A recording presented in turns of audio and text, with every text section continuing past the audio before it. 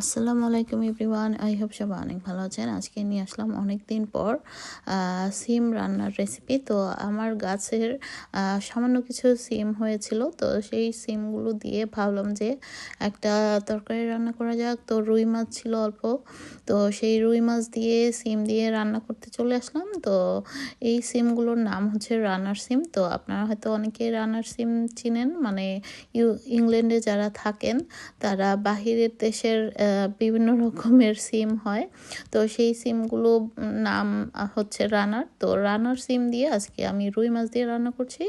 তো এই তো সমস্ত কিছু মশলা দিয়ে আমি কষিয়ে নিচ্ছি খুব ভালো মতো। তারপর সিমগুলো আগে থেকেই কেটে ধুয়ে নিয়েছিলাম, আর মাছগুলোকেও ভেজে নিয়েছি হলুদ আর লবণ দিয়ে। তো আপনারা কে কে সিম খেতে ভালোবাসেন? আমার তো সিম খুবই পছন্দ। আর নতুন অবস্থায় সিম বা উড়ি নামে যারা ছিলেন, তো তারা তো জানেনই, অনেকেরই হয়তো ভালো লাগে খেতে, আবার অনেকের ভালো লাগে না। তবে আমার কিন্তু খুবই ভালো লাগে যে কোনো সিম খেতেই। তো এই তো দিয়ে দিলাম, সিমের সঙ্গে আমি দুটো আলু অ্যাড করেছি।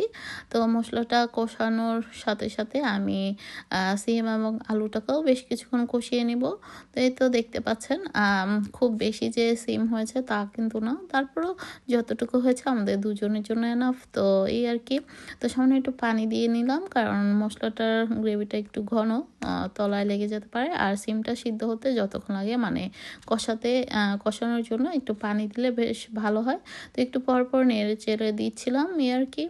তো আপনারা কে কীভাবে সিম রান্না করেন অবশ্যই কমেন্টস করে জানাবেন, আর আমার রান্নাটাও কেমন হয়েছে অবশ্যই কমেন্টস করে জানাবেন।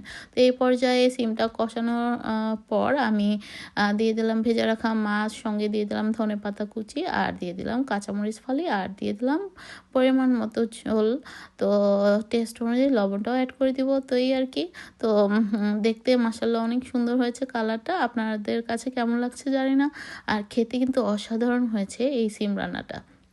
তো আর কিছুক্ষণ রাখলেই হয়ে যাবে, আর শেষে থেকে আর কিছুটা ধনেপাতা দিয়ে চুলাটা অফ করে দিব। তো এই তো আমার সিম রান্নাটা কথা বলতে বলতে হয়ে গেল। তো কেমন লাগলো অবশ্যই কমেন্টস করে জানাবেন।